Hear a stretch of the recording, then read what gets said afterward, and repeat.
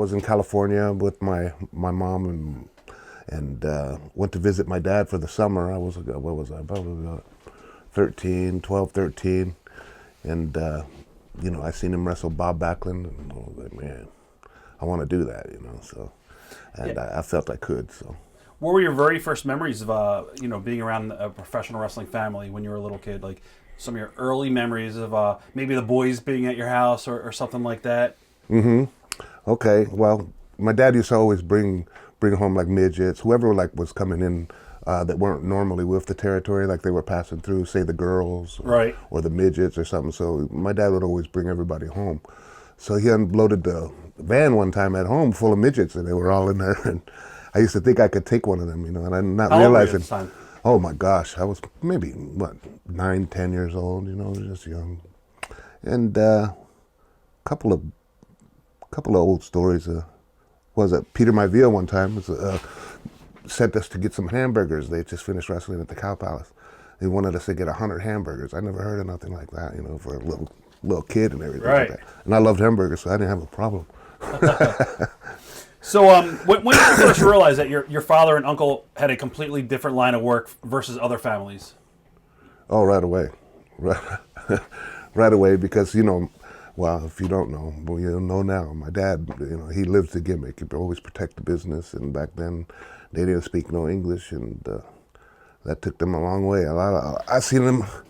Cops used to always pull us over when we're trying to come from Connecticut to do TV in Allentown. Right. And when we come through Jersey, every time they see this van with a naked lady holding 2 wild animals on it, and they'd pull us over all the time. Is that what was on the side of the van? Yeah, yeah. So the cops, easy to tell which one was us. So they searched the van. So my dad, this time, he said, I'm gonna put the snake in the car. So we had this 18-foot python, and he let it in there, and I guess the door was open of the cage. It was a big dog crate. Right. So the cops pulled us over, sure as shit. Pulled us over, went in there, and started looking, hey, what was in this cage? We said, what do you mean was? There was a snake in there somewhere. I said, you guys have a nice day. That is Set us awesome. on the way. How early did they explain the business to you? Or did they kayfabe it initially to you? Or did they smarten you up at a young age?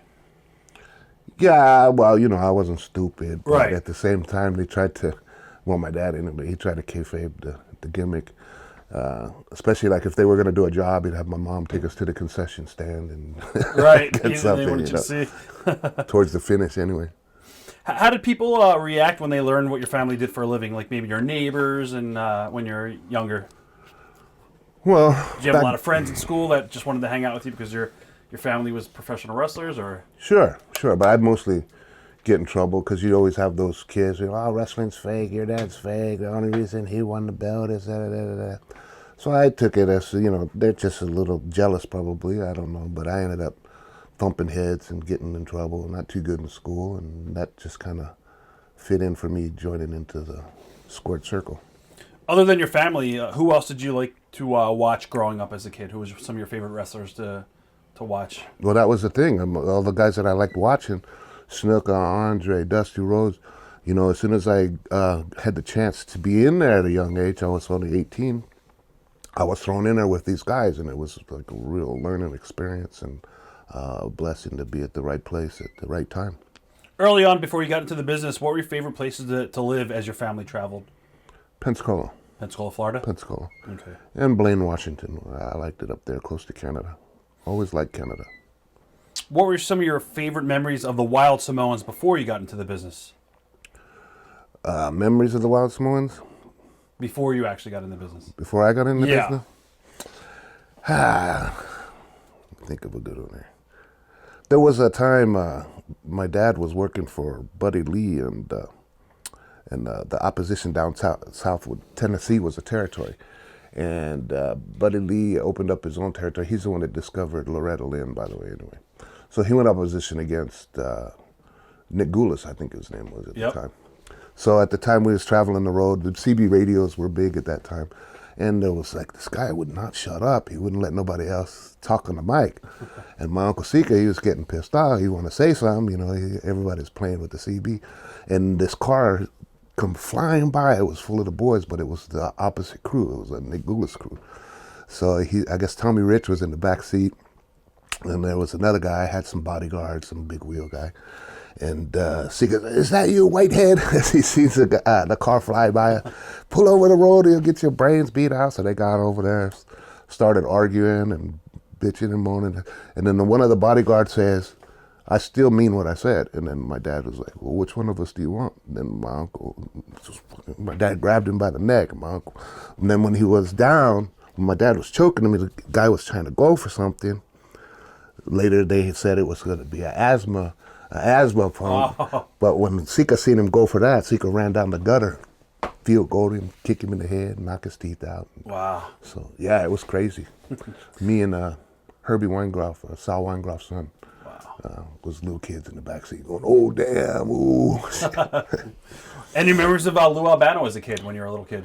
Love Lou. Lou was crazy to me, you know, for a young guy meeting him. Over the top, loud? Oh, yeah, real loud. Same story, same jokes. It was like, you know, just meeting him the same, like that movie you see, it starts all over. And Groundhog Day. Yeah. It was kind of like that with Captain. And, yeah, that wasn't coffee in the coffee cup. Oh, Alvy's vodka. Yeah.